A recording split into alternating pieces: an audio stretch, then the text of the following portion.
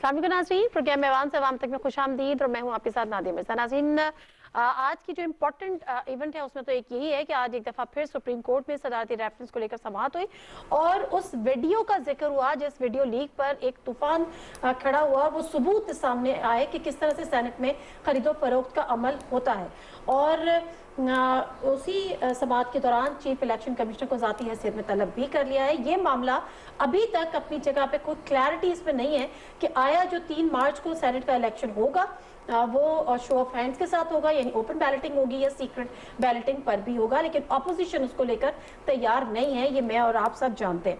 बहुत सारी बातें सेनेट के टिकट्स पर भी हो रही हैं। पीडीएम ने भी अपने मुश्तरका उम्मीदवार को भी उन्होंने इस्लामाबाद से भी उधर से बात हो रही है, लेकिन बहरहाल सियासत यही है। आज जब मरीम नवाज साहिबा से ये पूछा गया पीडीएम के हवाले से कि क्या मुश्तरका या मफाहमत के साथ फैसले होते हैं, तो उन्होंने बड़ा जूम आईने जवाब दिया था और उन्होंने कहा कि फिलहाल तो अफाम और तफहीम से ही हो रहे हैं। एक और जिक्र उन्होंने किया, उन्होंने कहा कि उनको एक सर्जरी करानी है जो मुल्क में नहीं होती और मुल्क से बाहर उनको उसके लिए, लेकिन वो हुकूमत से इजाजत नहीं लेंगी।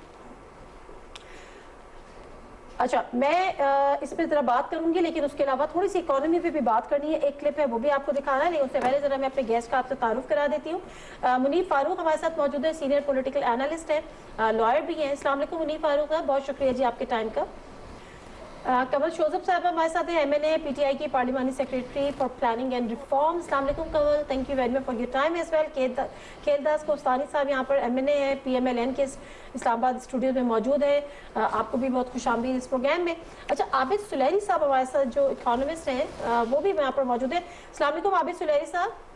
अच्छा आबिद सुलैरी साहब, दो चीजें तो जो मुझे प्राइम मिनिस्टर के हवाले से यहाँ पर कोट करना चाह रही हूँ, उसके बाद एक छोटा सा क्लिप है, मैं गुजारिश होगी कि अगर वो देखने वाले उसके बाद मैं आपसे बात करती हूँ।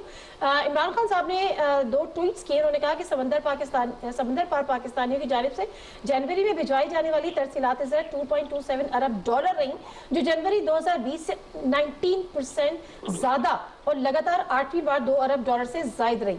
सनती शोबे में भी खुशखबरी है कि नमो का रुझान बरकरार है। दिसंबर 2019 के बाद से मुकाबले में दिसंबर 2020 के दौरान 11.4% नमो के साथ लार्ज स्केल मैन्युफैक्चरिंग में एक मरतबा फिर हमें 2 अंशी नमो मैसर आए। जुलाई से दिसंबर तक मजमूई नमो अब 8% से तजावुज कर गई है। डॉक्टर अशफाक हसन साहब का एक क्लिप जो बड़ा वायरल भी हुआ है, मुख्तसर मैं दिखाना चाहती हूँ, उसके बाद मैं आबिद सुलैरी साहब से इस पर राय लूंगी कि क्या हकीकत है वो इससे मुत्तफिक हैं। देखिए 2017 में दिसंबर, और मैंने उस वक्त लिखा था कि जिस तरीके से हालात को खराब किया जा रहा है, बिल्कुल नजर आ रहा है कि ये हम आईएमएफ की तरफ हमें लेके जाया जा रहा है। क्योंकि उससे पहले आप देखेंगे ना, वो हो चुका था पनामा। तो पनामा की वजह से उस वक्त की जो हुकूमत काफी अंडर प्रेशर में आ गई थी, तो उन्हें अंदाजा हो गया था कि शायद हमें अगली गवर्नमेंट ना मिले, तो जाने से पहले इतने हालात को खराब कर दो कि आने वाला भी जो है ना वो उसको संभाल ना सके और हम अच्छे नजर आने लगे। और यही हुआ। जिस तरीके से हमारा इंपोर्ट्स बढ़ रहा था ना, खासकर 2016-17 से अगर आप देखें, अगर 13-14 से लेकर 15-16 तक देखेंगे ना, 41 बिलियन डॉलर वो फंसा हुआ था 41 बिलियन डॉलर पे हमारा इंपोर्ट। उसके आगे भी बहुत तेजी से बढ़ना शुरू हुआ इंपोर्ट। हम उसको, अगर हम चाहते थे मईशत को बेहतर करना, तो हम उसको रोक सकते थे। उसको 2017 ऑनवर्ड हम उसको रोक सकते थे। ठीक है, हर तरह के लग्जरी आइटम्स की इंपोर्ट हो रही थी। उस वक्त शायद हकान अब्बासी साहब ने काफी नरमियां भी की थी, बल्कि टैक्स सिस्टम में भी काफी नरमियां की थी। वो भी मेरे नजदीक एक ट्रैप था। अच्छा, इसलिए कि उन्होंने एक झटके में 4 लाख जो एग्जम्पशन लिमिट था, उसको एक झटके में 12 लाख पे ले गए और तकरीबन 5 लाख से ज्यादा टैक्स पेयर निकल गए हमारे। एक तो ये था कि पॉपुलैरिटी, कि देखिए हमने सबको टैक्स से निकाल दिया। इनकम टैक्स पेयर हमारे यहाँ पहले ही बहुत कम है, लेकिन कम से कम 1.1 या 1.2 मिलियन लोग इनकम टैक्स दे रहे थे।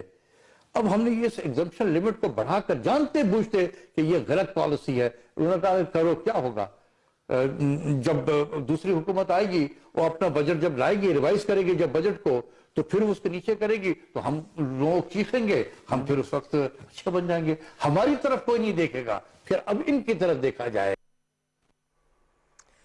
عابد سلیری صاحب، economy is not my subject, آپ کی ماہرانہ رائے مجھے چاہیے کہ کیا اس میں حقیقت ہے جس سے ڈاکٹر اشفاق صاحب فرما رہے ہیں کہ ڈیلی بریک انٹینشنلی یہ چیز کی گئی کہ پاکستان کی اکانومی کو نقصان پہنچے، کیونکہ اس کے بعد آنے والی حکومت ان کو نظر آ گیا تھا کہ ان کی نہیں ہوگی، پی ٹی آئی کی ہوگی یا جس کی بھی ہوگی وہ ذمہ دار قرار پائے گا، لوگ ان کی طرف دیکھیں گے؟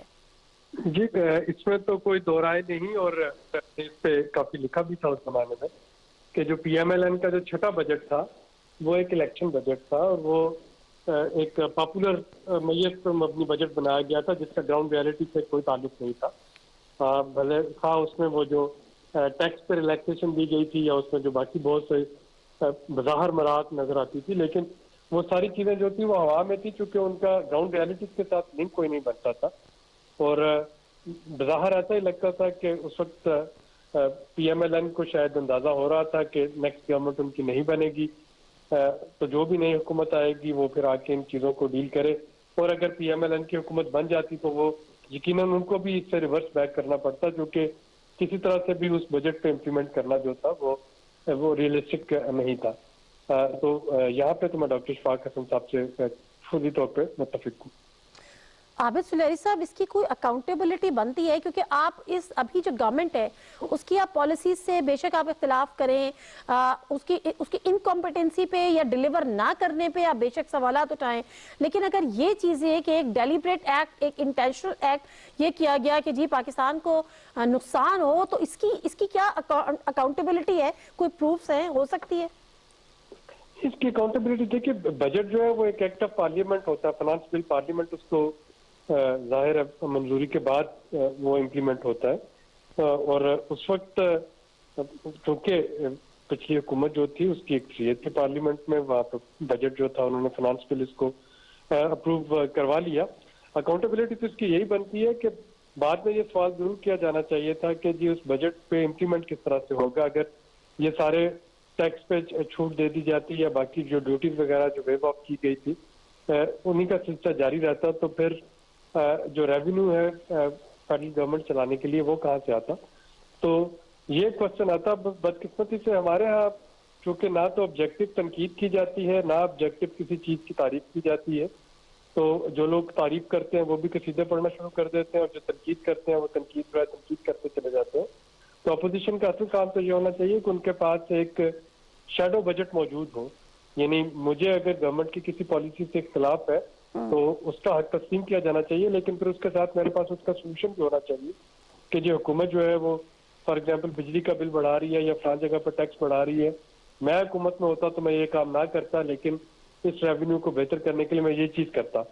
تو وہ سولوشن دینا جو ہے اپوزیشن کا کام، سولوشنز کے ساتھ بھی آنا ہوتا ہے، ایک شیڈو بجٹ لے کے آئے۔ وہ بدقسمتی سے چونکہ پاکستان میں اس کی روایت ہی نہیں ہے کہ وہ کیا جائے، تو اس سے تنقید پہ آ کے بات ختم ہو جاتی۔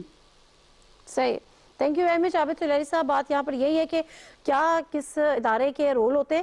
اس سے پہلے کہ میں اپنے پولیٹیکل گیسٹ کی طرف جاؤں، منیب صاحب میں آپ سے تھوڑا آپ کا بھی انپٹ لینا چاہ رہی ہوں کہ ہمارے ہاں نارملی یا تو یہ ایسے کیسز ہوتے ہیں جن پہ زیادہ بات نہیں ہوتی، یا کچھ ایسی چیزیں ہوتی ہیں جو وائٹ کالر کرائمز کے زمرے میں آتی ہیں، تو یہ بدنیتی کے زمرے میں آتا ہے، کس طرح آپ اس کو دیکھتے ہیں؟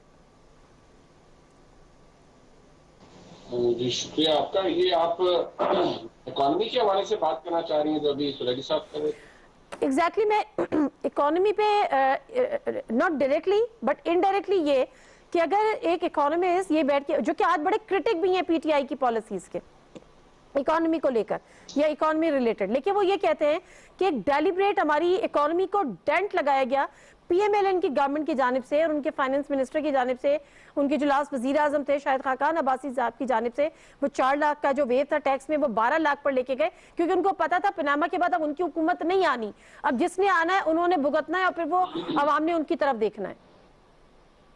دیکھیے نادی، یہ ایک ایکوزیشن ہے، ایک الزام ہے۔ ٹھیک ہے، اشفاق صاحب ہو یا سلیری صاحب ہو، وہ معیشت کو، میں بھی معیشت کے اوپر بالکل کمانڈ نہیں رکھتا، نہ ہی میں کبھی کلیم کرتا ہوں کہ میں اس کے اوپر کوئی بڑا انفارم تجزیہ کر سکتا ہوں، لیکن بہرحال یہ ایک الزام ہے، اور اگر یہ الزام انڈیپینڈنٹلی جیسے اشفاق صاحب ان کی طرف سے یا اگر چلے سلیری صاحب بھی کر رہے ہیں، اگر گورنمنٹ اس کو ری انفورس تو کرتی رہتی ہے، اگر واقعی گورنمنٹ اس کو پروف کر سکتی ہے اور اس کے حوالے سے حکومت کے پاس اگر شواہد ہیں، جو کہ حکومت ٹائم اینڈ اگین بات کرتی بھی رہتی ہے، تو پھر یقینی طور پر کارروائی بھی ہو سکتی ہے، لوگوں کو اکاؤنٹیبل بھی ٹھہرایا جا سکتا ہے. لیکن اگر اس بات کو آپ دیکھیے کہ یہ ایک ایسا ایشو ہے یا ایک ایسی بات ہے جو کہ میرے خیال میں پچھلے 2-2.5 سال سے تو جب سے حکومت آئی ہے اس کو ڈرم بیٹ کر ہی رہے ہیں کہ جو کچھ بھی آج حالات خراب ہیں یا پچھلے 2-2.5 سال کے اندر جو بھی معاملات رہے ہیں اس حکومت کے، وہ ان کا تعلق خالصتاً پچھلی حکومت کی، گزشتہ حکومت کی وہی پرفارمنس کے ساتھ. اب اس کو انڈو کرنے کے لیے ٹھیک ہے 2.5 سال کا عرصہ گزر گیا، یہ اب حکومت اپنے تیسرے سال کے اندر ہے، تیسرا سال بھی کمپلیٹ کر لیں گے، لیکن میرے خیال میں ود ایوری پاسنگ ڈے اس چیز کا امپیکٹ کم ہو رہا ہے، کیونکہ جب آپ اس طرح کے اسٹیٹمنٹس ٹائم اینڈ اگین دیتے ہیں تو ان کا ایک وہ ایسا نہیں ہوتا کہ وہ انڈیفینٹ پیریڈ تک آپ دیتے رہیں اور 5ویں سال میں بھی جا کے آپ یہ کہتے رہیں کہ نہیں جی کیونکہ ہمیں ملی بڑی بیمار معیشت کی، لہٰذا ہماری جو کارکردگی ہے وہ اس حد تک تھی. یہ بات حکومت کو ذہن میں رکھنی چاہیے کہ اگر کوئی بری حکومت تھی پی ایم ایل این کی تو وہ چاند پر تو تھی نہیں تھی، تو اسی پاکستان کے اندر اسی کے اوپر مسلط تھی. تو یقینی طور پر جو کچھ ہو رہا تھا اس کو ذہن میں رکھتے ہوئے اس حکومت کو جو کہ آج ہے پاکستان تحریک انصاف کی، اس کو اپنے فائنینشیل ٹارگیٹس بھی اسی طرح رکھنے چاہیے تھے. جو پولیٹیکل کلیمز یا جو اکانومی کے حوالے سے کلیم کیے گئے ان کو بھی اسی طرح رکھنا چاہیے تھا. اب اگر وہ ریئلائز نہیں ہوئے یا ایکچولائز نہیں ہوئے پچھلے 2-2.5 سال کے اندر تو چلیں ٹھیک ہے، ایک بینیفٹ آف ڈاؤٹ مل جاتا ہے کہ پچھلی حکومت نے بڑا برا کام کر دیا تھا. لیکن اگر اگلے 2 سال کے اندر خدا نہ خواستہ اس ملک کے اندر کوئی واضح تبدیلی اس طرح کی نہیں آتی تو پھر موجودہ حکومت کے لیے بہت سے مسائل کھڑے ہو جائیں گے. لہٰذا اٹ آل ڈیپینڈس کہ اگلے 2 سال میں حکومت کیا ڈش آؤٹ کرتی ہے لوگوں کے لیے، اور جو بڑے بلند و بلند دعوے تھے اس کا اگر حکومت 50% بھی اچیو کر جاتی ہے تو ایٹ لیسٹ گورنمنٹ کے پاس کچھ ہوگا شوکیس کرنے کے لیے. ٹھیک ہے، بالکل صحیح ہے، کیونکہ حکومت وقت کی اب اس کا ذمہ داری ہے. ظاہر سی بات ہے اتنا عرصہ ہو گیا. میں کنول صاحبہ آپ کی طرف آتی ہوں، لیکن کوہستانی صاحب اگر آپ اس کو رسپونڈ کر سکیں، اگر یہ الزامات ہی ہیں، لیکن اگر الزامات کو ہم مد نظر رکھیں، آپ جو بھی رسپونڈ کریں، تو میرا خیال ہے پھر پی ٹی آئی کے اس نیریٹو کو تقویت ملتی ہے کہ جی ابھی ہم پچھلی حکومتوں کا گن صاف کر رہے ہیں، ہم بجلی کی قیمتیں بڑھاتے ہیں، پیٹرولیم مصنوعات کی قیمتیں بڑھاتے ہیں، جو بھی بڑھاتے ہیں اس کی وجوہات جو ہیں وہ پچھلی حکومت کی پالیسیز ہوتی ہیں. نادیہ دیکھیں، پچھلی حکومت کا تو انہوں نے بیانیہ بنایا ہوا ہے، اپنی تمام جو ناکامیاں ہیں، جو پالیسیاں ہیں، ان کو جو انہوں نے 2.5 سالوں میں کیا ہے اس سے بچنے کے لیے ان کے بعد یہی کہ پچھلی حکومتوں نے کیا، وہ چور تھے، وہ کرپٹ تھے.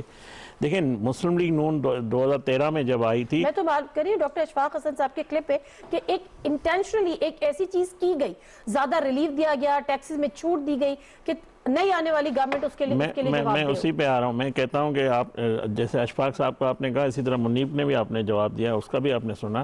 تو بات یہ ہے کہ نون جب حکومت میں آئی تھی، پی ایم ایل این 2013 میں، ہمارا سب سے بڑا جو منشور حصہ تھا وہ تھا معیشت، مستحکم معیشت. اور اگر پی ایم ایل این کی کوئی کامیابی ہوئی ہے اس میں 3 چیزیں تھیں. ایک معیشت میں کامیابی ہمیں ملی، دوسری ہمیں دہشت گردی کا خاتمہ ہم نے کیا، امن ہم نے دیا اس ملک کو، تیسری کامیابی ہم نے جو لوڈ شیڈنگ کا بڑا مسئلہ تھا.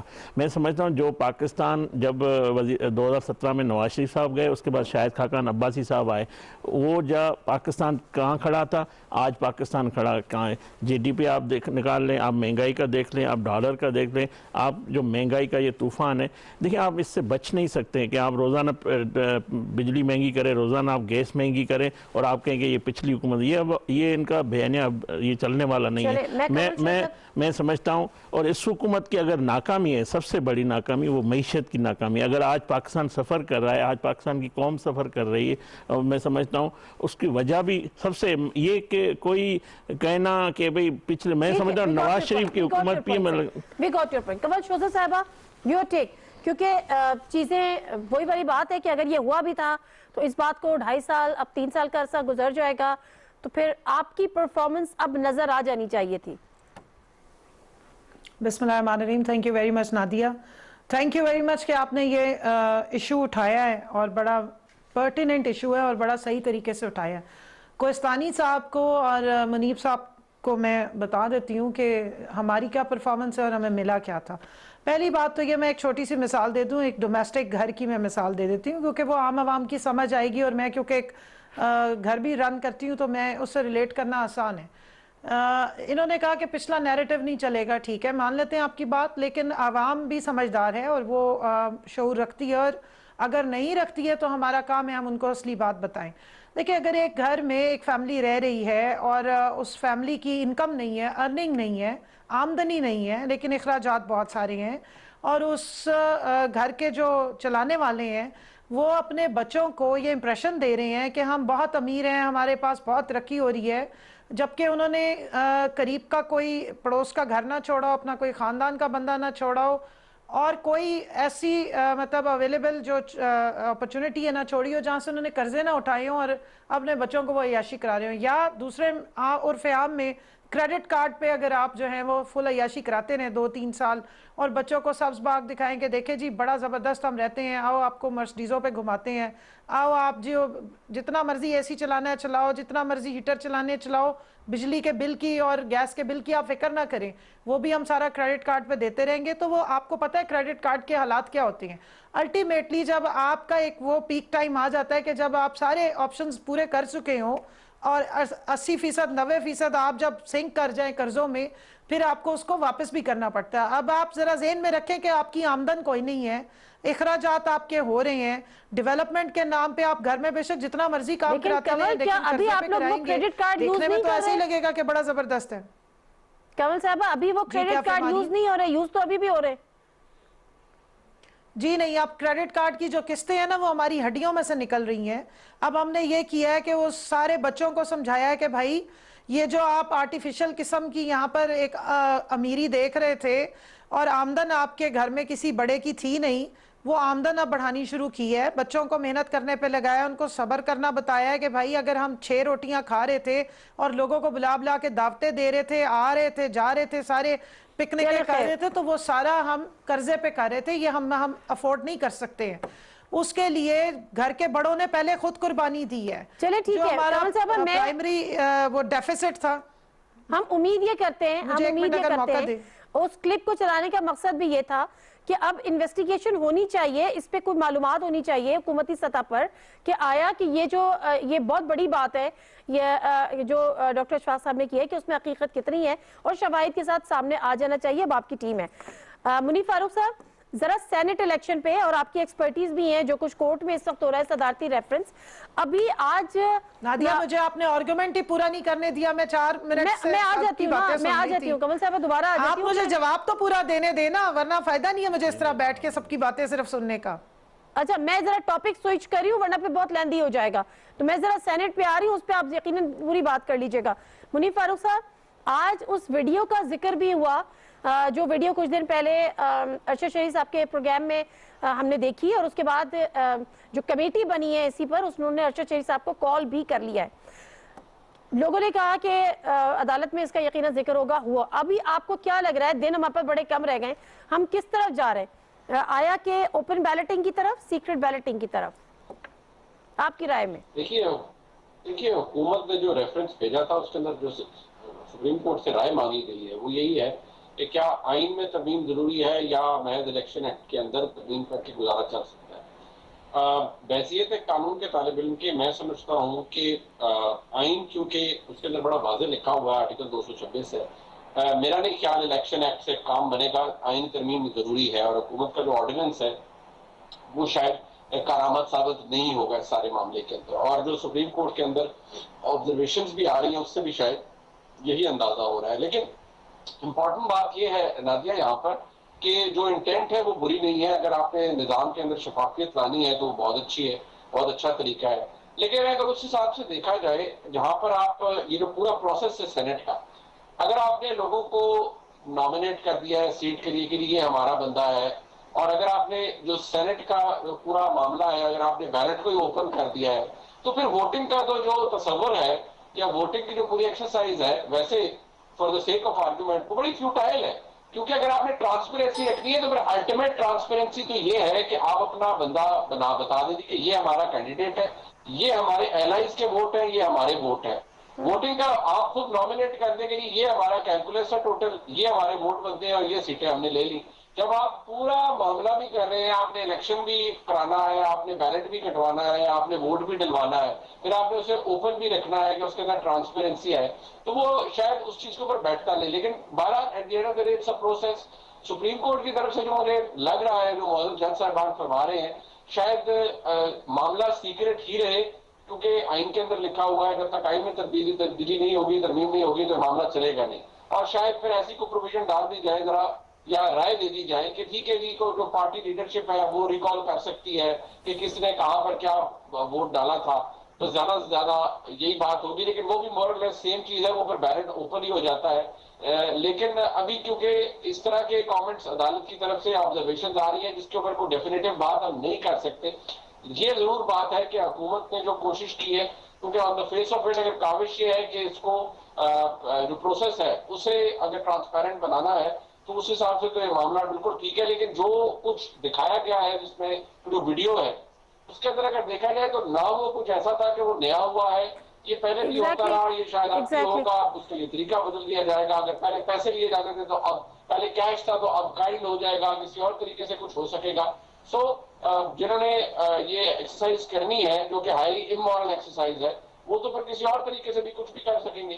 لہذا ابھی ہم کوئی ڈیفینیٹو بات کر نہیں سکتے, خاص طور پر سپریم کورٹ کے پرسپیکٹو سے, کہ وہاں سے کیا حتمی آیا ہے. جی بالکل ٹھیک ہے, کیونکہ جو صدارتی ریفرنس ہے وہ بھی مشروط کیا ہے انہوں نے کہ جو بھی عدالتی رائے آئے گی اس سے.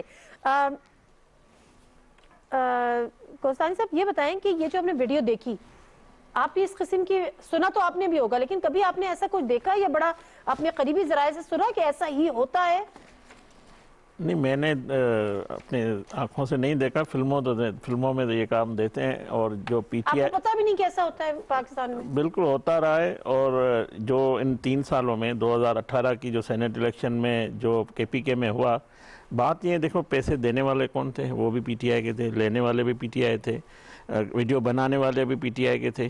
آج جو یہ تو ابھی ثابت نہیں ہوا نا کہیں بھی. آج ویڈیو ریلیز کرنے والے بھی خود ہیں, ویڈیو ریلیز بھی خود ہے. اگر وزیر اعظم نے 2018 سے پہلے ویڈیو ریلیز کرنے والے کون ہیں؟ انہوں نے ہی کی ہوگی, اور کس نے کی ہوگی؟ وہ تو ارشد شریف صاحب نے نہیں کیا. آپ ان کی کریڈیبلٹی مگر یہ پرائم منسٹر نے کنٹینر پہ کہا نہیں تھا کہ میرے پاس ویڈیو موجود ہے, میں نے ویڈیو دیکھی ہے, لیکن اس انہوں کو نے کس ابھی نے کہا کہ دکھائی؟ میں نے ویڈیو نہیں دیکھی تھی.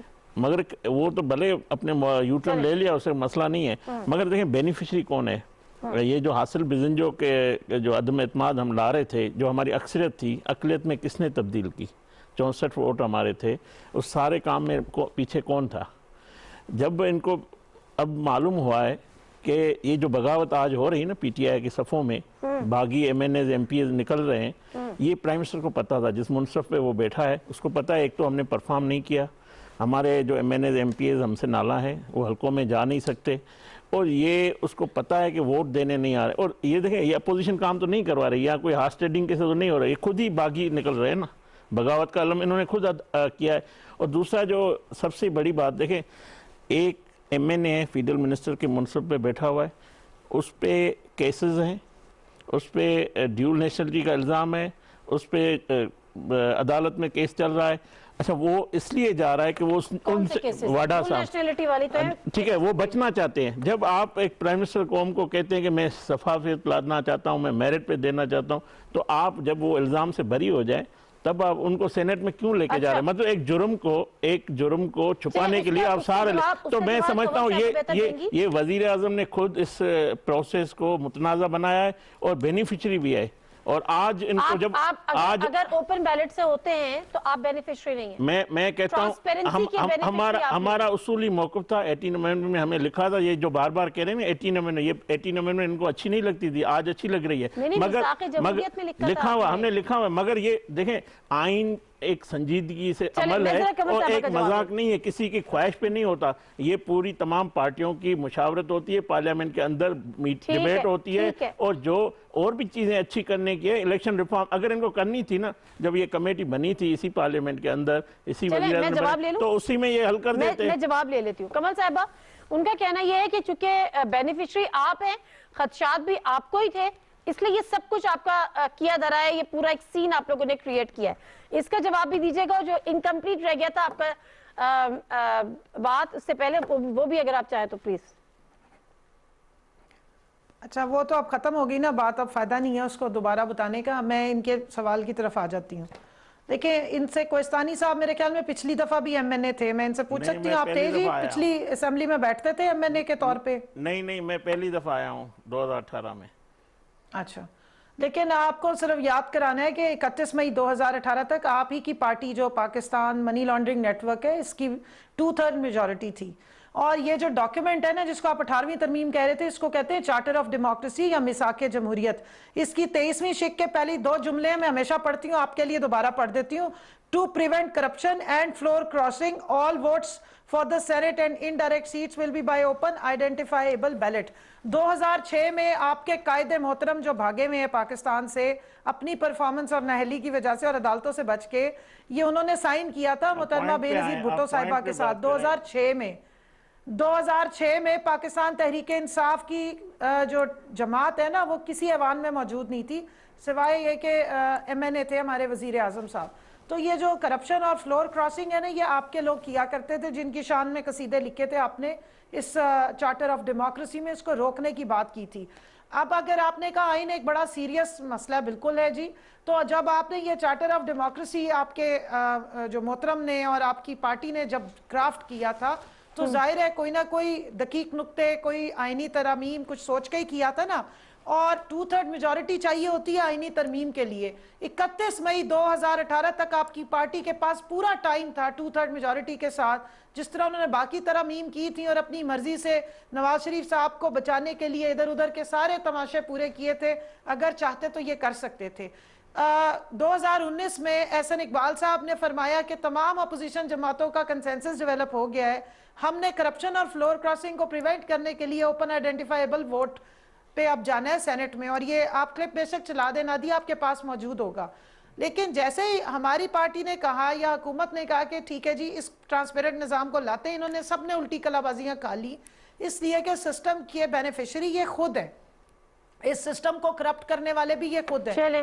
ایک سینٹ کا الیکشن بتا دیں جو ٹرانسپیرنٹ ہوا ہو, جس میں فلور کراسنگ نہ ہوئی ہو, جس میں بکری نہ ہوئی ہو, ضمیر نہ بکے ہو, اور ان کو پتا ہو کہ جناب یہ بالکل ٹرانسپیرنٹ ہوا. ایک آج تک بتا دیں سینٹ کا الیکشن. جو ہمارے پہ آپ الزامات لگا رہے ہیں میں اب آپ کو بتا دوں, علم بغاوت بلند کیا وزیر اعظم عمران خان صاحب نے, اور انہوں نے ہر اس خریدنے اور بکنے والے کو سمیت پی ٹی آئی کے جو بھی کوئی ایوانوں میں بکنے کے لیے آتا ہے یا خریدنے کے لیے آتا ہے ان سب کے لیے راستہ منڈی بند کرنے کا بتایا ہے کہ جناب آپ یہ کریں, اور یہ آپ ہی کا لکھا ہوا دیا ہوا سجیشن ہے اور ہے بات. اچھا آپ دوسری بات صرف ایک لاسٹ سن لیجئے کہ جب آپ ضمیروں کی جہاں پہ منڈیاں لگتی ہیں اس کا بیچنے اور جہاں پہ خریداریاں ہوتی ہیں اگر وہ منڈی بند کر دیں گے تو چاہے پی ٹی آئی ہو, چاہے نون لیگ ہو, چاہے مولانا کی جماعت ہو جہاں وہ اپنے ہی لوگوں کو بار بار ریوڑیاں بانٹتے نظر آتے ہیں, یا پیپلز پارٹی ہو, سب کے رستے بند ہو جائیں گے. اور اوپن آئیڈینٹیفائیبل ووٹ کے ذریعے لوگوں میں اتنا کانفیڈنس اور اتنی جرات ہونی چاہیے کہ جس نے علم اگر کسی نے علم بغاوت اگر بلند کرنا ہو نا تو پھر وہ اوپنلی کرے, پھر وہ چور راستوں سے کرنے کی اس کو ضرورت نہیں, 4 کروڑ 10 کروڑ 70 کروڑ لے کے کرنے کی ضرورت نہیں ہے, پھر آ کے سامنے ہو کے بتائیں کہ جناب ہم نے آپ کے کہنے پہ ووٹ نہیں ڈالنا. ٹھیک ہے جی. اچھا منیب فاروق صاحب, مجھے کیونکہ یہ جو سارا کچھ ہو رہا ہے نا کہ اوپن بیلٹنگ سیکرٹ بیلٹنگ, اس کے 2 پہلو, ایک تو سیاسی ہے جو سیاسی جماعتیں کرنا ہے نہیں کرنا ہے وہ بینیفیشری ہے, میں بینیفیشری ہوں. دوسرا جو سپریم کورٹ نے آج بات کی ہے, انہوں نے کہا کہ جو الیکشن کمیشن ہے وہ ذمہ دار ہے, وہ ایسا کون سا رولز یا ایسا کون سا اس کے پاس اسٹرکچر ہے کہ جس سے وہ یہ خرید و فروخت کا عمل روکے اور شفافیت کو عین ممکن بنائے. اور اسی سلسلے میں میرا خیال ہے ان کو اب طلب بھی کیا ہے چیف الیکشن کمیشنر کو ذاتی حیثیت میں. تو سر یہ الیکشن کمیشن اپنی ذمہ داریاں پوری کیوں نہیں کر سکا؟ چاہتا نہیں تھا, ول نہیں تھی؟ دیکھیے اب الیکشن کمیشن سے جو آج سوالات پوچھے گئے تھے, آج وہاں پر ان کے جب کاؤنسل موجود تھے کہ کتنے لوگوں کو یہ ووٹ بیچنے کے اوپر یا پیسے لینے کے اوپر آپ نے ڈسکوالیفائی کیا ہے یا ان کو پینلائز کیا ہے, تو وہ ظاہری بات ہے کہ کسی کو نہیں کیا تو اس کا جواب بھی نفی میں ہی آنا تھا. اب الیکشن کمیشن کی بھی دیکھیے کچھ لمیٹیشنز ہیں. ایک سکم موجود ہے پروسیس کے اندر جس کو ان جماعتوں نے, عمران خان صاحب نے ابھی اس کے اوپر بات کی ہے, اس سے پہلے وہ کرتے رہے, جو جس سی او ڈی کا حوالہ بھی دیا جا رہا تھا وہ واقعی یہ تمام جماعتیں اس کے بارے میں جانتی ہیں کہ اس کے اندر اس پروسیس کے اندر یہ پرابلم موجود ہے اور یہ ایک ایسا گلچ ہے, ایک ایسا لوپ ہول ہے جس کو ایکسپلائٹ کیا جاتا ہے اور پھر اس کے نتیجے میں پیسے بنائے جاتے ہیں. نہ صرف پارٹی لائلٹی تبدیل کر دی جاتی ہے بلکہ فائنینشیل بینیفٹ بھی لیا جاتا ہے. اب الیکشن کمیشن کے اوپر میں جب کہتا ہوں لمیٹیشن, وہ لمیٹیشن یہ ہے کہ الیکشن کمیشن نے ایک تاریخ پر ایک الیکشن کا انعقاد کرانا ہے. یہ الیکشن عام انتخابات ہوتے ہیں جنہیں ہم جنرل الیکشنز کہتے ہیں, اس سے یقینی مطلب مکمل طور پر مختلف ہے. یہاں پر جو الیکٹورل کالج ہے سینیٹر کا, وہ اسینشلی آپ کی پروونشل اسمبلیز ہے. اب الیکشن کمیشن جو ہے وہ بحیثیت ایک ادارہ, انہوں نے یہ انشور کرنا ہوتا ہے کہ یہ ایک پروسیس ہے, ہم نے انیبل کر دیا ہے. اب ان کی ایک ریکوائرمنٹ یا ایک سمجھیں ایک ایکسپیکٹیشن ان ایم پی ایس سے بھی تو یہ ہوگی نا کہ بھئی یہ بھی خود ووٹ لے کر آئے ہیں, الیکٹڈ لوگ ہیں, تو ان کو بھی ذرا ڈسپلن مینٹین کرنا چاہیے. اب آپ کی الیکشن کمیشن کے اس کے اوپر رگڑ دیں کہ پیسے کیوں چلے اور ووٹ کیوں بکا اور پارٹی لائلٹیز کیسے چینج ہوئی. اب الیکشن کمیشن بیچارہ یا الیکشن کمیشن کا چیف الیکشن کمشنر جو ہے وہ اس کے اوپر کیسے کچھ کہہ سکتا ہے کہ نہیں جی آئی ول انشور کہ ایسا نہ ہو. How will he ensure, what mechanism does he have, کوئی بھی نہیں. The answer is know, because اس کے اندر جو پروسیجر ہے اس کے اندر ایسا سکم موجود ہے جس کا جواب الیکشن کمیشن کے پاس نہیں ہے. ایون ناؤ اس دفعہ بھی اگر ایسا ہوا اور واقعی سیکرٹ بیلٹ سے ہوئے جو آگے لگ رہا ہے کہ سیکرٹ بیلٹ سے ہی ہوں گے, تو کیا میکنزم ہے for that matter election commission کے پاس, پارٹی چیئرمین کے پاس یا حکومت کے پاس کہ وہ انشور کریں کہ پیسے نہ چلیں؟ کوئی میکنزم نہیں ہے. جب تک آپ اس پروسیس کو تبدیل نہیں کریں گے اور الیکشن کمیشن کو ایسی امپاور نہیں کریں گے کہ پورا معاملہ اتنا شفاف ہو جائے کہ نظر آئے لیکن منیب فاروق صاحب, دو نمبری کی ہے.